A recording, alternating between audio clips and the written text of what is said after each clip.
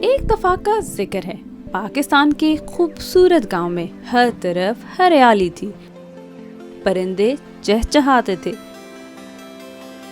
درختوں کی چھاؤں میں بچے کھیلتے تھے، ہوا خوشبو سے مہکتی تھی۔ مگر پھر انسانوں نے پیسے کے لالچ میں آ کر درخت کاٹنا شروع کر دیے۔ ایک ایک کر کے سارے درخت گرنے لگے، جنگل ختم ہو گیا۔ جیسے ہی آخری درخت زمین پر گرا، آسمان پر کالی بدلیاں چھا گئیں۔ اچانک زمین سے دھواں اٹھا، دھوئیں سے چیخیں آنے لگیں۔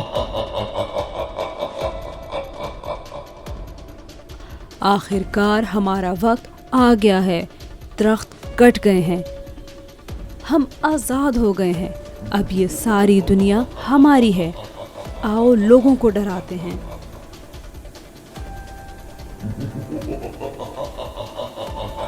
سارے جن خوفناک آوازیں نکالتے ہوئے چل پڑتے ہیں۔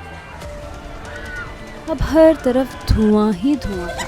اسموک جن گاؤں کے گھروں میں گھسنے لگے، بچوں کو ڈرانے لگے، ان کی کمروں میں، گلیوں میں، پلے گراؤنڈ میں، ہر جگہ۔ ایک بچہ کتاب پڑھ رہا تھا، اچانک اسے خوفناک آوازیں سنائی دیں۔ اس نے باہر دیکھا، بچے بھاگ رہے ہیں اور اسموک جن ان کے پیچھے پڑے ہوئے ہیں۔ بچے نے ایک کتاب اٹھائی اور اسموک جن کے خاتمے کا حل ڈھونڈنے لگا۔ کتاب میں ایک خوبصورت درخت کی تصویر دیکھ کر وہ خوش ہو گیا۔ اگلے دن صبح ہوتے ہی اس نے سارے بچوں کو اکٹھا کیا۔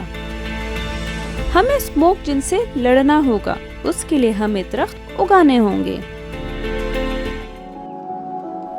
سارے بچے مل کر پودے لگانا شروع کر دیتے ہیں۔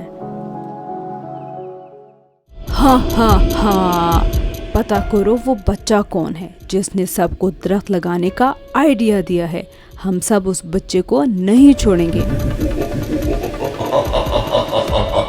اسموک جن نے بچے کے ساتھ کیا کیا، جاننے کے لیے دیکھیے اگلی قسط کلائمیٹ ٹی وی پر۔